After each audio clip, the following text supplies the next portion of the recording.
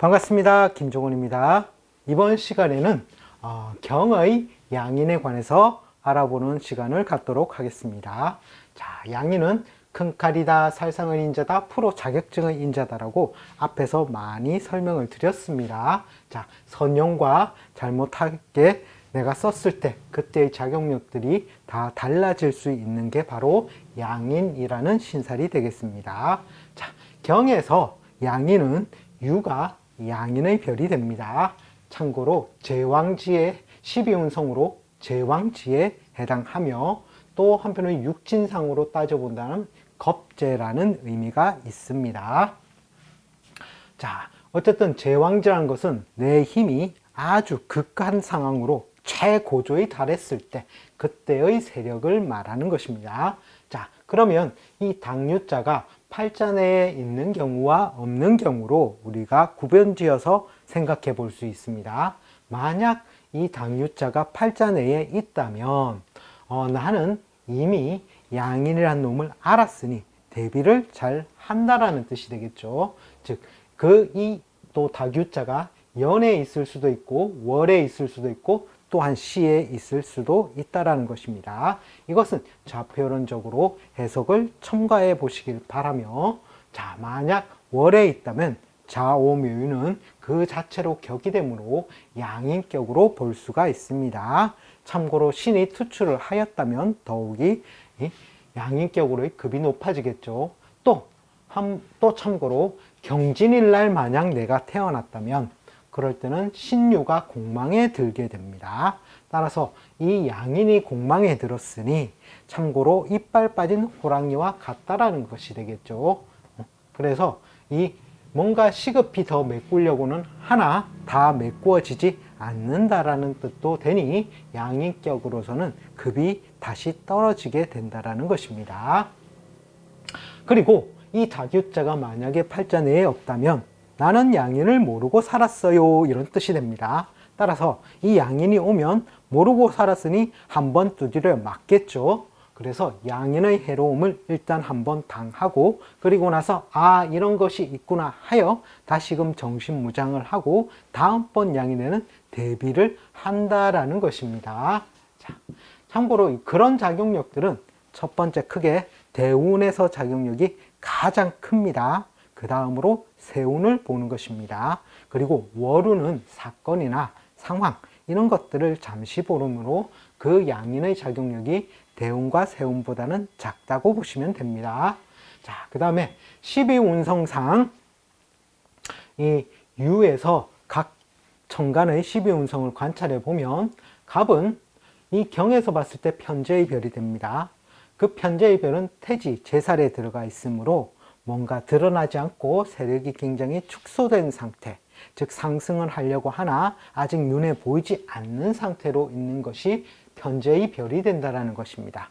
다음에 을은 이 경의 입장에서는 재성이 되는데 가장 좋아하는 별이 경에서는 을의 별이 되는데 이 을은 절지에 들어가 있다는 것입니다. 이미 완전히 끊어져서 그 기운을 알 수 없는 상태, 제일 최저점에 있는 상태인 것이 바로 이 유에서 절지의 상태라는 것입니다. 자, 그 다음에 병은 이 경의 입장에서는 평관의 별이 됩니다. 평관의 별인 육해살에 들어가 있으니 이미 죽어 있는 상태로 그 세력은 굉장히 약해져 있는 상태라는 것입니다.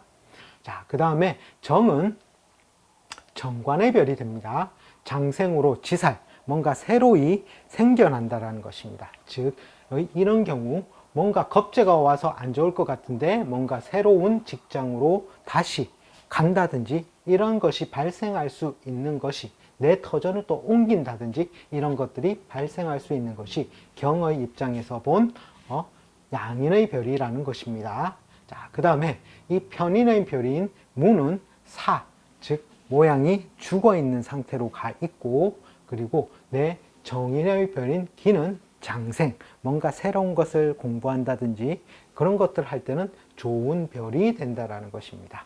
또 한편으로는 나에게 딱 맞는 부동산이라든지 이런 것들을 마련할 때도 이때가 더 좋다라는 것입니다.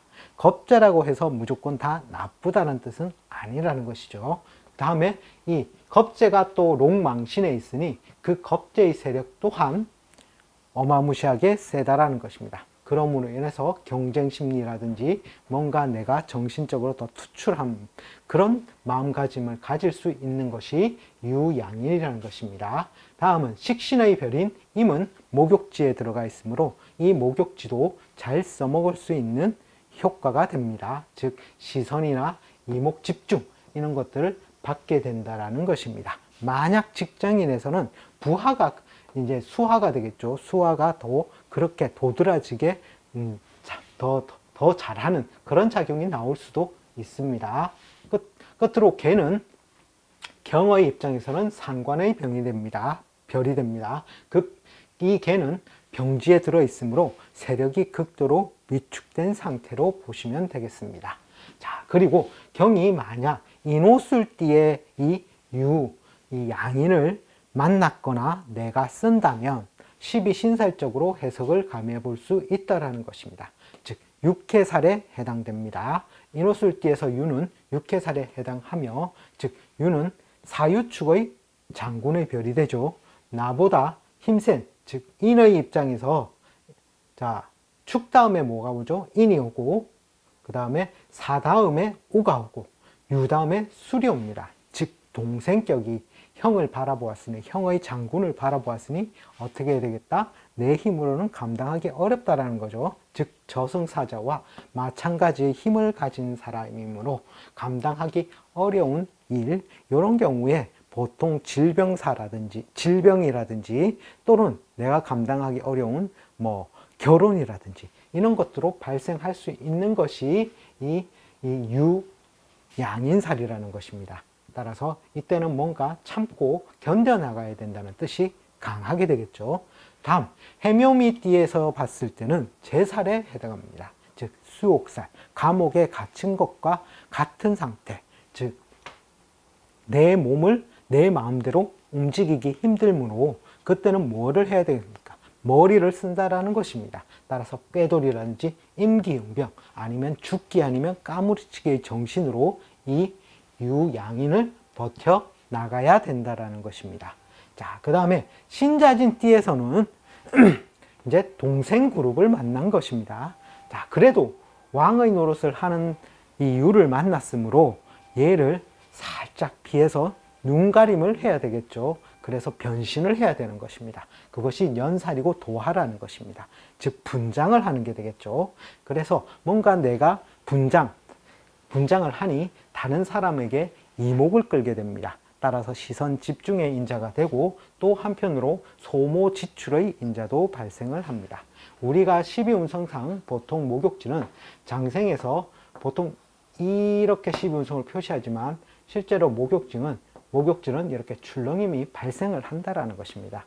따라서 소모 지출이라는 인자가 있고 또 내가 예쁘게 꾸미고 단장하였으니 뭔가 시선 집중을 받으면서 인기를 끌게 되고 또 한편으로는 프로의 별로도 보게 된다라는 것입니다. 따라서 신자진의 입장에서는 이 양인의 별을 그나마 좀 잘 써먹을 수 있다라는 것입니다. 자, 끝으로 사유축띠의 경우에 양인은 장성살에 해당합니다. 즉 왕 장군은 내 계절, 즉 가을이라는 계절을 다 왕국을 이루었다라는 뜻이 됩니다. 따라서 중심적이고 주도적인 그런 그런 역할을 하게 되며 또 한편으로는 내가 장군이 되었다라는 것입니다.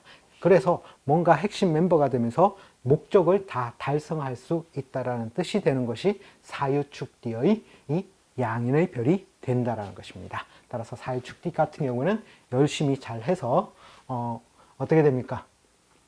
관과 이 학무레변이 인성을 잘 해서 프로라든지 자격증 라이센스를 구축하는 별로 쓰면 이 양인이라는 별도 굉장히 선용하여 잘 쓸 수 있으리라고 봅니다.